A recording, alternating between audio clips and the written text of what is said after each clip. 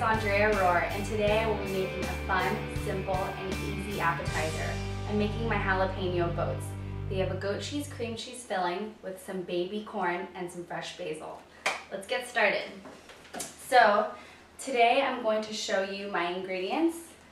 I have my corn, my jalapenos, my basil, my cream cheese, my goat cheese, and some butter. So I'm going to start by cleaning these jalapenos. It's very simple. All you have to do is quick slice to the middle. So we have the beginning of our boat. And if you aren't very comfortable cutting jalapenos or you think you might get some in your eye, it would be smart to wear gloves. So I'm just going to cut these down the middle. And then I'm going to quickly take out the insides because we don't want to serve any of the pith or the seeds, just in case somebody is extra sensitive. Well, I guess if they're extra sensitive, they probably wouldn't be eating this in the first place, but I guess that doesn't matter. So just take out the insides. You can just run your knife along and they should come out fairly easily. And depending on how spicy you want them, if you leave a little bit of the inside in, they will be hotter. If you fully remove that white pithy stuff, less hot. So you can kind of decide. So I'm just going to get these removed. Alright, so now that my jalapeno boats are good and clean, I'm going to start by sauteing them in a little bit of butter. I do this because I want them to get a little more soft, a little more pliable, and I also want to impart some flavor from the butter. So I'm going to get a pan on the heat, a little bit of butter,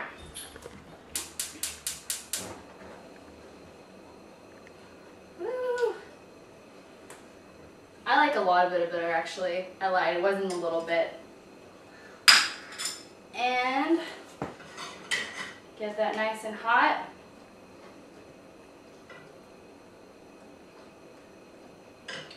And then we can just lay these right in there. And you want to make sure your pan is a good amount of hot. You don't want a lot of smoke coming from the top because that's when your butter is going to burn and your product will probably start burning as well. Just when a little bit of heat and smoke comes up, that's when you want to put whatever you're cooking into the pan. Don't ever put it into a cold pan because obviously the results are not going to come out the same. You always want to cook with a nice hot pan. So it looks about ready. Butter's brown. Let's put them in there. And just lay them on their backs. And you hear them sizzle a little bit. Turn the heat down. And while those are going, I'm going to start making the filling for the jalapeno boats. So I have my bowl, my goat cheese, really yummy goat cheese. I use Laura Chanel Cheddar. You can get whatever kind of goat cheese you want. This is my personal favorite. So you can get that at your local Whole Foods. Some cream cheese. Super easy, super quick. And if you like more goat cheese or more cream cheese or half and half, it's totally your call. I prefer a little more goat cheese and cream cheese. So that's the majority. Goat cheese.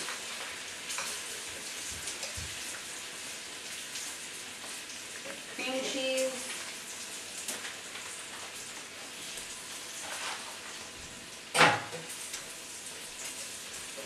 And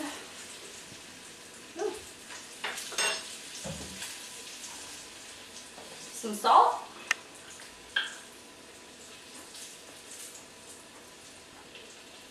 And some pepper.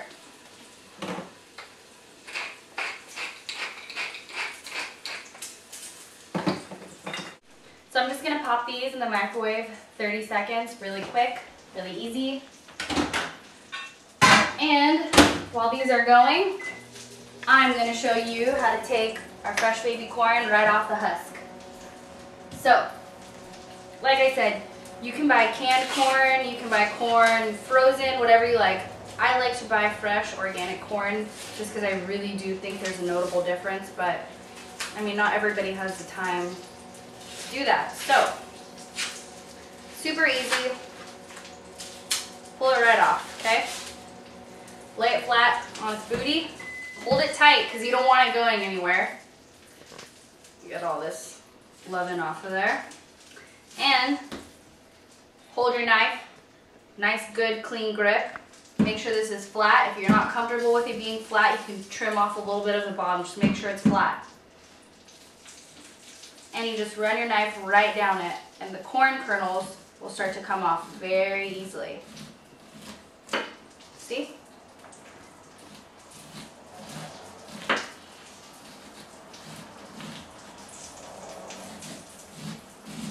And there you have it, corn. So, get rid of this. So now that we have our corn, and our 30 seconds is up, and now our cheese is ready too. So let's get our cheese out. And let's check on our jalapenos. Ooh, they look sexy. Okay, so now we're gonna give them a quick flip. See, our butter's nice and brown, which you actually do want. Brown butter is awesome. It has a nutty flavor. It's very good. So this is what the bottom looks like. Nice little char. And the top, I still want to keep a little bit of the heat and a little bit of the crunch. So I literally just flip it for about 10 seconds, just to get some color on the top. Hear that nice sizzle. Really, really quickly, and now I'm gonna pull them. And whenever you're cooking something, after you pull it off the heat, it's always gonna continue to cook. So don't overdo it and leave it on there too long. So I'm just gonna pull them off. They already have a nice little color to them. Ooh, get on there. And there we go. 4 little boats. And our butter, dual purpose. Now that we have our brown butter, we're going to use that to saute our corn. So you can turn the heat up just a little bit. And our fresh corn right into the pan.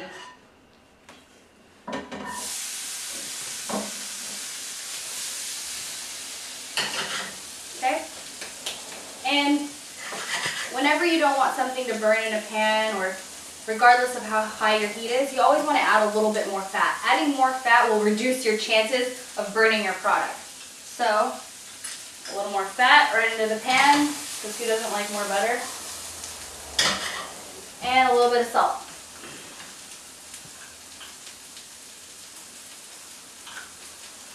And some pepper. Let that cook a little bit. While that cooks, we're just going to mix our cheeses. They're nice and yummy and creamy. Woo! All right. So now we're going to move on to the last part, and that is our garnish. Just get all this out of the way. The garnish for this is going to be a Basil Chiffonade. Chiffonading is a technique used to make these nice, beautiful, long pieces of basil. So, I have our basil right here. Woo! Okay, we are not making popcorn, but maybe I thought I was. I think you are fine. So, we can take these right from the pan and into our cheese. Sorry, Basil, you're going to have to wait just 2 minutes. Okay, so a little bit of corn, cheese, cream cheese. And mix it in. Ooh. Sorry, I don't mean to be so messy, I just kind of am. Okay, so cream cheese, goat cheese, corn, salt, pepper. Filling, done. Now we move on to the basil. So now we're going to do our Basil Chiffonade. And because this is a garnish, you want to use your nicest basil. Don't use your funky basil with holes and, you know, weird markings. Use nice, beautiful, whole pieces of basil, nice and green. So you're just going to take a few pieces, nice and flat, and lay them on top of each other, okay? That would be my dog Nemo. He's a little grouchy because I don't feel like sharing my jalapeno with him, so we're just going to ignore him if we can. Anyway, basil, stack it up on top of each other, nice and flat.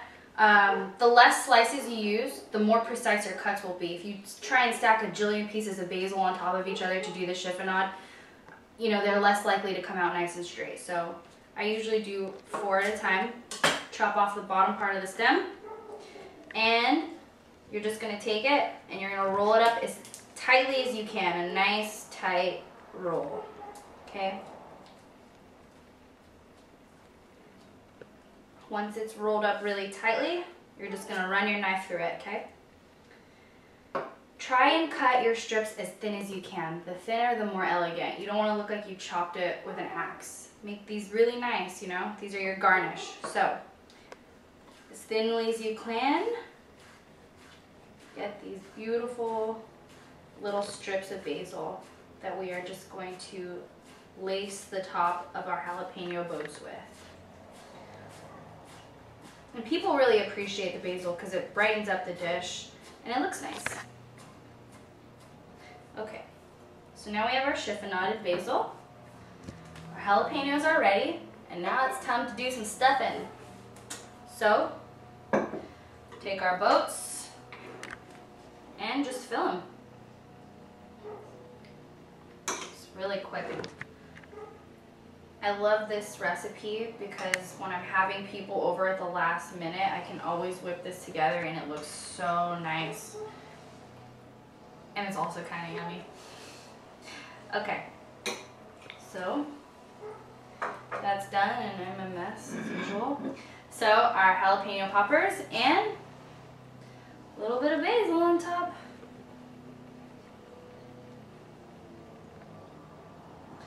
If you like, and you don't have basil, you can always substitute mint. It's not the same, I'm not saying it is, but you know, you have to improvise sometimes. So if you don't have certain ingredients, you can always substitute other ones. All right, so now that these are ready, let's see, because the proof is in the pudding. Those are sexual. Very good. I hope you enjoyed this, and I hope you make it. Bye.